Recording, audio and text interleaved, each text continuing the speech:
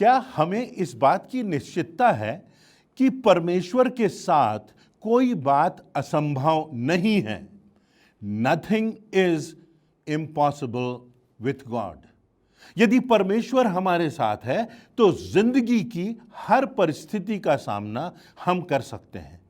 और यदि हम परमेश्वर पर विश्वास करते हैं, उसकी सामर्थ पर विश्वास करते हैं, तो हमें इस बात की भी निश्चितता होना चाहिए कि परमेश्वर के वचन में प्रतिज्ञा है कि परमेश्वर हमें किसी ऐसी परीक्षा में, ऐसी परेशानी में नहीं डालेगा, ऐसी विषमता में नहीं डालेगा जो हमारे सहने से बाहर हो, क्योंकि ये परमेश्वर ने प्रतिज्ञा की है। हमें इस बात की निश्चितता होना चाहिए कि हमारी निर्बलता में परमेश्वर की सामर्थ कार्य करती है। जब हम निर्बल होते हैं, जब हम अक्षम होते हैं, जब हमको लगता है कि हमारे सामने कोई बड़ा दायित्व है, परमेश्वर चाहता है कि हम कुछ करें, कहीं पर हम देखते हैं, कहीं हम पीड़ा देखते हैं, कहीं हम आंसू देखते हैं, कहीं हम गरीबी देखते हैं, कहीं हम त्रासदियों को देखते हैं और हम कुछ करना चाहते हैं और हमको लगता है कि हम तो बहुत छोटे हैं, हम तो बहुत अक्षम हैं। परंतु परमेश्वर के साथ सब कुछ संभव है। हमें इस बात पर निश्चितता से विश्वास करना है। इस बात को दर्शाने के लिए परमेश्वर के वचन में हम देखेंगे निर्गमन की पुस्तक में, जहां पर मूसा के जीवन का विवरण है। मूसा का जीवन बहुत प्रमुख रहा। मूसा का जीवन 120 वर्ष का था और परमेश्वर का वो महान सेवक माना जाता है। आज भी मूसा के जीवन से बहुत सी शिक्षाएं हमको मिलती हैं।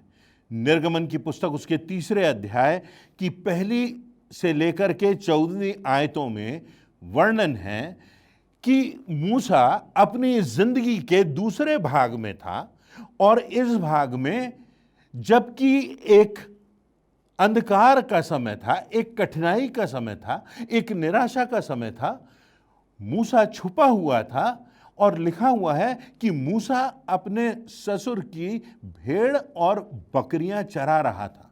इसके पहले मूसा राजभवन में था। मूसा का जीवन एक राजकुमार के समान बीता। अब दूसरा अध्याय प्रारंभ हो गया, परिस्थितियां बदली और मूसा को हम देखते हैं कि वो जंगल में अपने ससुर की भेड़ और बकरियों को चरा रहा है। किसी टीकाकार ने लिखा है कि जब मूसा पहले 40 वर्षों तक राजमहल में था तो मूसा को इस बात का एहसास था कि हाँ, उसकी कोई अहमियत है। ही वॉज समबडी, वो कुछ है, उसका नाम है, उसका प्रभाव है, उसकी शक्ति है, उसका बल है। और उसके बाद परिस्थितियां बदल जाती हैं और परिस्थितियां बदल जाती हैं और विषमताओं से होकर मूसा गुजरता है और तब वर्णन आता है कि मूसा छुपा हुआ है, मूसा बियाबान में है और अपने ससुर की भेड़ बकरियां चरा रहा है। और तब वो टीकाकार कहते हैं उस समय मूसा को एहसास हुआ कि मैं कुछ भी नहीं हूं। एक समय था जब मैं कुछ था, मेरी अहमियत थी, और अब मैं जीवन के दूसरे एक्सट्रीम पर पहुंच गया। अब मैं कुछ भी नहीं, आई एम नोबडी। और तब ऐसी परिस्थिति में, ऐसी शून्यता की परिस्थिति में, ऐसी वैक्यूम की परिस्थिति में, ऐसी निर्जनता की परिस्थिति में परमेश्वर उससे मिलता है, परमेश्वर उसे आवाज देता है, परमेश्वर उसे पुकारता है, परमेश्वर उससे एक महान कार्य करने को कहता है। हमारी जिंदगियों में जब हम निराशा में होते हैं, जब हम पीड़ा में होते हैं, जब हम अंधकार में होते हैं, जब हमारे दिल टूटे हुए होते हैं, उस समय परमेश्वर का हम एहसास कर सकते हैं। त्रासदियां जीवन में या तो हमको परमेश्वर से दूर ले जा सकती हैं या हमें परमेश्वर की निकटता में ला सकती हैं।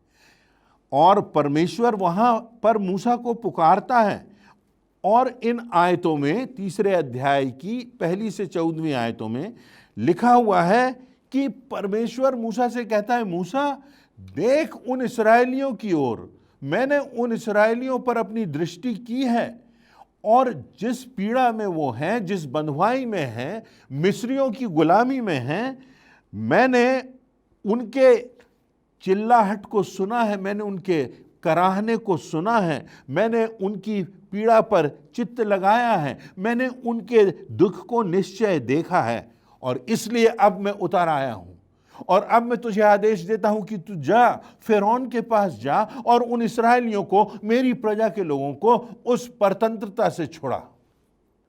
मूसा सोचता है कि ये क्या हो रहा है, मैं तो यहां बियाबान में हूं, मैं तो यहां पर एक बहुत सामान्य व्यक्ति हूं, मेरी कोई अहमियत नहीं, मेरा कोई नाम नहीं, मेरी कोई पहचान नहीं, और ऐसे में परमेश्वर मुझसे कहता है कि राजा के सामने जा और जाके उन लाखों लोगों को जो बंधुआई में है उनको छुड़ा और उस स्वतंत्रता संग्राम की अगुवाई कर। और तब मूसा बहाने बनाने लगता है। मूसा कहता है कि मैं कौन हूं, हु एम आई, मेरी क्या अहमियत है। और फिर मूसा कहता है कि जब लोग मुझसे पूछेंगे, राजा मुझसे पूछेगा कि तुझे किसने भेजा है, तो वो कैसे विश्वास करेंगे कि मुझे तूने ही भेजा है। हमारी जिंदगी में कितनी बार हम बहाने बनाते हैं, कितनी बार हमारी जिंदगी में एक्सक्यूजेस होते हैं, आगे जहां हमें बढ़ना चाहिए वहां हम पीछे हट जाते हैं, और हमारी जिंदगी में हम बहानेबाजी करने में बहुत निपुण हो जाते हैं। यहां पर हम पाते हैं कि परमेश्वर एक जीवित परमेश्वर है। हमारा परमेश्वर जो सृष्टि करता है, जिसने हमको रचा है, वो ऐसा परमेश्वर है जो हमारा दुख देखता है, जो हमारे दुख को जानता है, जो हमारी याचना को सुनता है, जो हमारी पीड़ा पर अपना ध्यान लगाता है। और उसके बाद लिखा हुआ है कि मैं उतर आया हूं, I have come to rescue you, मैं तुझे छुड़ाने के लिए आया हूं। मैं अपने पुत्र प्रभु यीशु मसीह को भेजता हूं ताकि वो तुम्हारे पापों की कीमत अदा करे और तुमको छुड़ाए। मैंने तुम्हारे पापों की दशा देखी है, मैंने तुम्हारे ग्लानि की पीड़ा को समझा है, और मैंने उस पापमय दशा पर दृष्टि की है, तुम पर तरस खाया है, और अब अनुग्रह का समय आया है। मैं तुम्हें छुड़ाने के लिए अपने बेटे प्रभु यीशु मसीह को भेजता हूं, और ना सिर्फ भेजता हूं, परंतु हम देखते हैं कि प्रभु यीशु मसीह का जीवन कैसा निष्पाप जीवन होता है, दूसरों के लिए होता है। ऐसे लोगों से प्रेम करता है जो प्रेम के योग्य नहीं, ऐसे लोगों को क्षमा करता है जो क्षमा पाने के योग्य नहीं, ऐसे लोगों को उठाता है जो संसार की दृष्टि में निकृष्ट हैं, जिनकी कोई गिनती नहीं, ऐसे लोगों को गले लगाता है जो अछूत समझे जाते हैं, और उनको समाज में एक महत्वपूर्ण स्थान दिलाता है। यह परमेश्वर बुलाता है, यह परमेश्वर अपनी योजना प्रकट करता है, यह परमेश्वर अपनी अहम भूमिका का निर्वहन करता है। यह परमेश्वर हमको आदेश देता है कि जाओ और सारे जगत के लोगों को बताओ, ताकि सब कोई उद्धार पा सकें, सबकी आत्मा का उद्धार हो। जाकर के बताओ कि मैंने अपने बेटे को तुम्हारे पापों से मुक्त करने के लिए, तुम्हारे पापों की कीमत चुकाने के लिए बलिदान किया है, और उसने मृत्यु को परास्त किया है। उस प्रभु यीशु मसीह ने जाकर के ये संदेश फैलाओ। परंतु हमारे सामने बहुत से बहाने हैं, हमारे सामने बहुत सी बातें हैं कि हम परमेश्वर की आज्ञा मानने से पीछे हट जाते हैं। तो यहां पर देखते हैं कि पहला बहाना जो मूसा बनाता है, जब परमेश्वर उसको बुला रहा है, आदेश दे रहा है कि जाओ, तो मूसा कहता है मैं कौन हूं। हमको कितनी बार ऐसा लगता है कि हम क्या हैं, हमारी क्या अहमियत है, हमारी क्या योग्यता है। यहां तो बहुत बड़ा काम है, यहां तो इतने लोग हैं, यहां तो इतना अंधकार है, यहां तो इतने लोग हैं जो इस समस्या में, इस पीड़ा में, इस गलत संगति में, इन बुरी आदतों में जकड़े हुए हैं, पड़े हुए हैं, गिरे हुए हैं। मैं कौन हूं, हु एम आई। और हम भी कहते हैं कि हे परमेश्वर, मैं कौन हूं, अब तो मैं कुछ भी नहीं हूं। मूसा कहता है पहले तो मेरी अहमियत थी, राजकुमार था, अब तो कुछ नहीं, अब तो बियाबान में यहां पर मैं बैठा हुआ हूं, जानवर चरा रहा हूं। हमारी जिंदगी में हमारी जिंदगी की त्रासदियों में, हमारे जिंदगी के अंधकार में, हमारी जिंदगी की पीड़ा में, हमारी चिंताओं में, जब हमें कोई रास्ता नहीं दिखाई देता, परमेश्वर हमको पुकारता है, परमेश्वर हमको बुलाता है, परमेश्वर चाहता है कि हम उसके हाथ और पैर बने, हम उसके उद्धार के संदेश का, उत्साह के संदेश का, उसके आनंद के संदेश का वाहक बने। परंतु हम कहते हैं कि हम कौन हैं, हमारे पास क्या है, हम तो असहाय हैं, हम तो खाली हैं, हम तो टूटे हुए हैं। परंतु भजन संहिता उसके 51वें अध्याय की 17वीं आयत में लिखा है, टूटा मन परमेश्वर के योग्य बलिदान है। हे परमेश्वर, तू टूटे और पिसे मन को तुच्छ नहीं जानता। और भजन संहिता 34 उसकी 18वीं आयत में लिखा है, यहोवा टूटे मन वालों के समीप रहता है और पिसे हुओं का उद्धार करता है। हमारी पीड़ा में परमेश्वर हमारे साथ होता है। और तब निर्गमन उसके 3 अध्याय की 12वीं आयत में परमेश्वर मूसा से कहता है, निश्चय मैं तेरे संग रहूंगा, मैं तेरा भेजने वाला हूं, मैं तुझे चिन्ह दूंगा। मूसा, तू अतीत को देख रहा है, मूसा तू अपनी पीड़ा को देख रहा है, मूसा तू अपनी समस्याओं को देख रहा है, तू अपनी आंखें पर्वतों की ओर उठा, तू अपनी आंखें परमेश्वर यहोवा की ओर लगा, तू अपने कान परमेश्वर की आवाज की ओर लगा, उसकी पुकार को, उसके आदेश को सुन, मैं निश्चय तेरे साथ हूं। और तब फिर मूसा एक और बहाना बनाता है। लोग पूछेंगे कि तू कौन है, तेरा क्या नाम है, तेरा नाम क्या है, तेरे भेजने वाले का नाम क्या है। 3 अध्याय की 13वीं आयत में लिखा है, तब यदि वे मुझसे पूछें कि उसका क्या नाम है, जिसने मुझे भेजा है उसका क्या नाम है, तो मैं क्या बताऊंगा। मूसा घबराया हुआ है, मूसा डरा हुआ है। और तब परमेश्वर उससे कहता है कि तू जाकर के कहना कि जिसने मुझे भेजा है वो मैं हूं। निर्गमन के 3 अध्याय की 14वीं आयत, परमेश्वर ने मूसा से कहा, मैं जो हूं सो हूं। इस्राएलियों से कहना, जिसका नाम मैं हूं उसी ने मुझे तुम्हारे पास भेजा है। मैं हूं जो तुम्हारे पूर्वजों का परमेश्वर हूं, मैं हूं जो अतीत का परमेश्वर हूं, मैं हूं जिसने सृष्टि की सृजना की, मैं हूं जो वर्तमान का परमेश्वर हूं, मैं हूं जिसके नियंत्रण में सब कुछ है, मैं हूं जो तुम्हारे दुखों को देखता हूं, मैं हूं जो तुम्हें छुड़ाने के लिए इस धरती पर उतर आया हूं, मैं हूं। मेरे नियंत्रण में तुम्हारा भविष्य है, मेरे नियंत्रण में तुम्हारा वर्तमान है, और मैं तुम्हारे अतीत से तुम्हें मुक्त करा सकता हूं, क्षमा करा सकता हूं। मैं अतीत में हूं, मैं वर्तमान में हूं, मैं भविष्य में हूं, मेरा नाम जो है वो मैं हूं। जाकर के कहना कि जिसने मुझे भेजा है उसका नाम मैं हूं। प्रभु यीशु मसीह ने कहा, मैं हूं, जगत की ज्योति मैं हूं, अच्छा चरवाहा मैं हूं, मार्ग मैं हूं, सत्य मैं हूं, जीवन मैं हूं, पुनरुत्थान मैं हूं। तुम मेरे चेले हो, तुम वो हो जो स्वर्गदूतों का न्याय करोगे, मैं हूं तुम्हारे साथ। जब प्रभु यीशु मसीह का जन्म हुआ तो कहा इसका नाम इमैनुएल रखना, अर्थात परमेश्वर तुम्हारे साथ।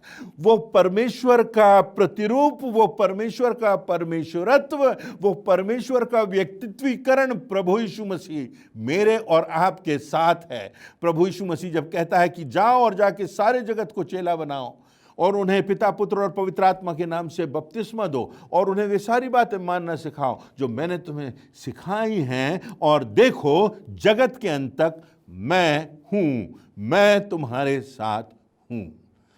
और उसके बाद आश्चर्य की बात है, यदि आप देखेंगे मरकुस की पुस्तक के अंत में, तो प्रभु यीशु मसीह के स्वर्गारोहण के बाद चेले जब काम कर रहे थे तो लिखा है कि प्रभु यीशु मसीह उनके साथ था।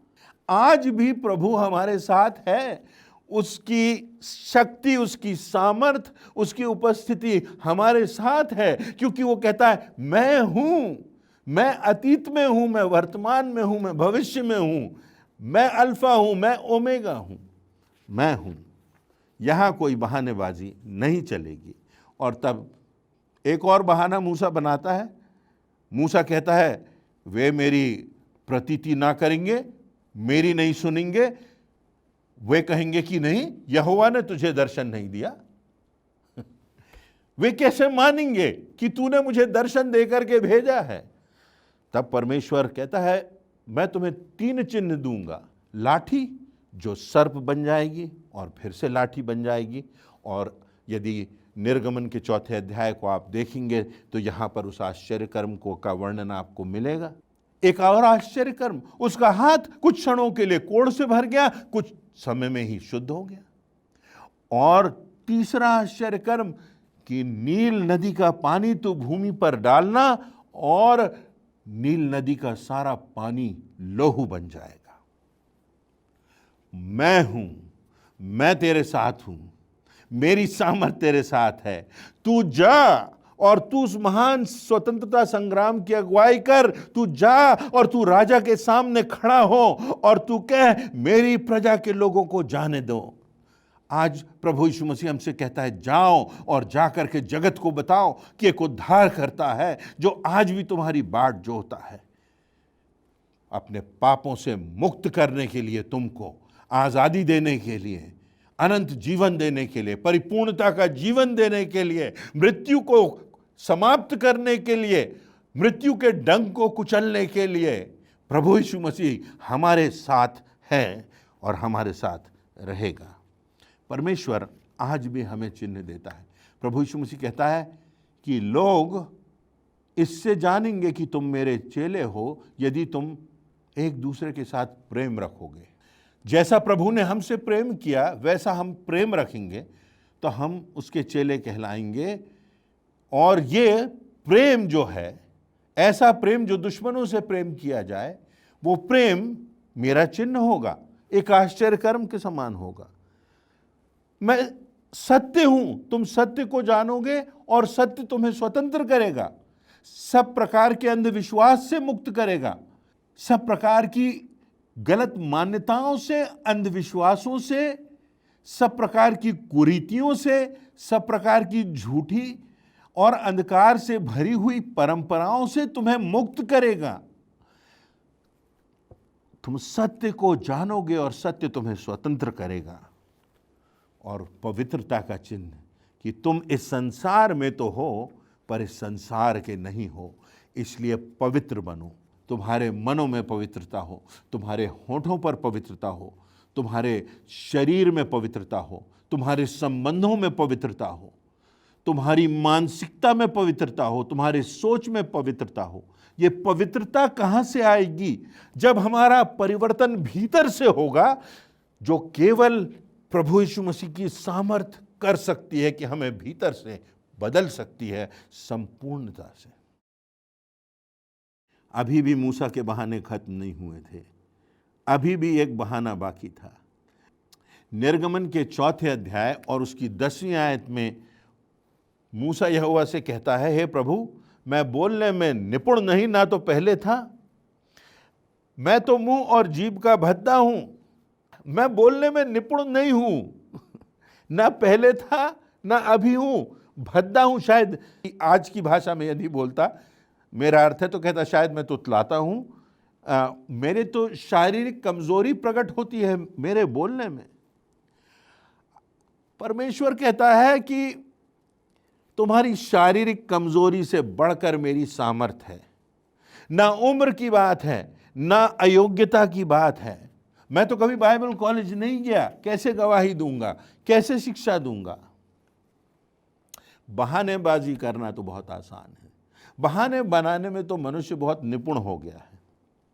जो सो रहा है उसे तो हम जगा सकते हैं, पर जो नींद का बहाना करके लेटा है उसे कैसे उठाएंगे?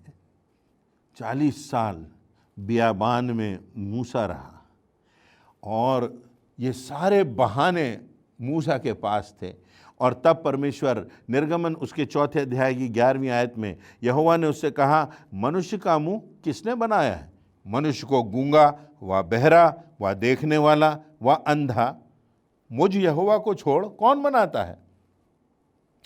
मनुष्य का मुख किसने बनाया है? बोलने की सामर्थ किसने दी है? तू आत्म केंद्रित मत हो, अपने आप की कमजोरी को मत देख, मेरी सामर्थ को देख, अपने बनाने वाले को देख, अपने भेजने वाले को देख। अपनी समस्याओं पर हमारा ध्यान केंद्रित हो जाता है और परमेश्वर की सामर्थ से हमारा ध्यान हट जाता है। कलीसिया में हम देखें, जब लोग आत्म केंद्रित हो गए तो कलीसिया लगभग मृतक हो गई।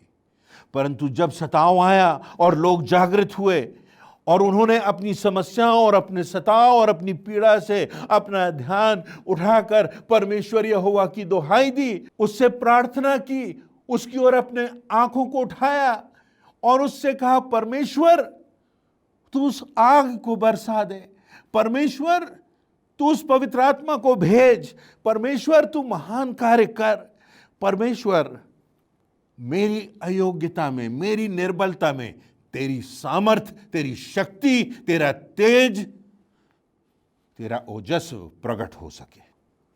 मूसा जाता है और महान कार्य करता है। जाकर के राजा के सामने निडरता से, निर्भीकता से खड़ा होता है और कहता है, मेरे लोगों को जाने दें, लेट माय पीपल गो। हम स्मरण रखें कि जिंदगी के अंधकार में, जिंदगी की तराइयों में, जिंदगी की पीड़ा में, जिंदगी के अंधकार में परमेश्वर हमको बुलाता है, हमको पुकारता है, अपनी सामर्थ का स्मरण दिलाता है।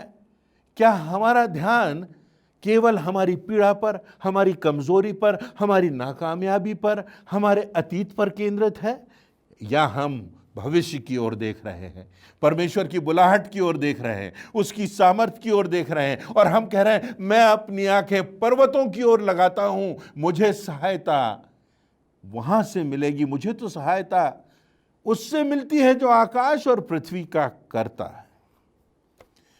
क्या हमारी दृष्टि उस संसार की ओर लगी है जो आने वाला है, जिस संसार में इस मृत्यु से होकर हम गुजरेंगे?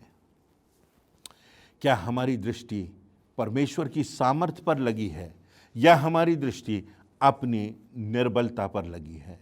क्या हम असंभव की ओर देख रहे हैं या हम देख रहे हैं कि परमेश्वर के साथ क्या संभव है? ये परमेश्वर है जो लाल समुद्र को दो भागों में बांटता है। ये परमेश्वर है जो चट्टानों से जल के सोते निकालता है। ये परमेश्वर है जो मरुस्थल की भूमि में बाहर ले आता है। ये परमेश्वर है जो महान आश्चर्य कर्म, जो हमारे विचारों से, हमारे सोच से, हमारी कल्पना से भी कहीं अधिक है, वो कार्य परमेश्वर हमारी जिंदगी में करता है और हमारी जिंदगी से करता है। आवश्यकता इस बात की है कि हम अपनी आंखें परमेश्वर की ओर उठाएं और देखें कि कैसे परमेश्वर हमारी निर्बलता में, हमारी जिंदगी के अंधकार में, हमारे जीवन की कमजोरियों में, हमारी पीड़ा में अपना महान कार्य करता है और उसके बाद हजारों लोगों के लिए, लाखों लोगों के लिए हमको अपनी आशीष का कारण ठहराता है, यदि हम उसकी सामर्थ पर विश्वास करें, यदि हम उस प्रभु यीशु मसीह को जानें, यदि हम उस प्रभु यीशु मसीह के पुनरुत्थान की सामर्थ को अपनी जिंदगी में काम करने दें, तो हम एक नए उत्साह की, एक नई उमंग की, एक नए आनंद की, एक नए जीवन का एहसास करेंगे, अनुभव करेंगे, जो परमेश्वर के द्वारा हमारे लिए तैयार किया गया है, जो प्रभु यीशु मसीह में संभव है, जिसके लिए प्रभु यीशु मसीह आज भी अपनी बाहें पसारे हमें बुला रहा है, हमारी प्रतीक्षा कर रहा है। क्या हम परमेश्वर के रास्ते पर जाएंगे या अपनी दुर्बलता के, अपनी अक्षमता के, अपनी पराजय की ओर दृष्टिपात करेंगे, या हमारा ध्यान परमेश्वर की ओर लगेगा? यह हमारे चयन की बात है, यह हमारे निर्णय की बात है और हमारा निर्णय हमारी नियति को निर्धारित करेगा, हमारे अनंत को निर्धारित करेगा। आइए हम इन बातों को गंभीरता से लें और अपने जीवन में परमेश्वर की सामर्थ को काम करने दें। परमेश्वर इन वचनों से हम सबों को आशीष देवे।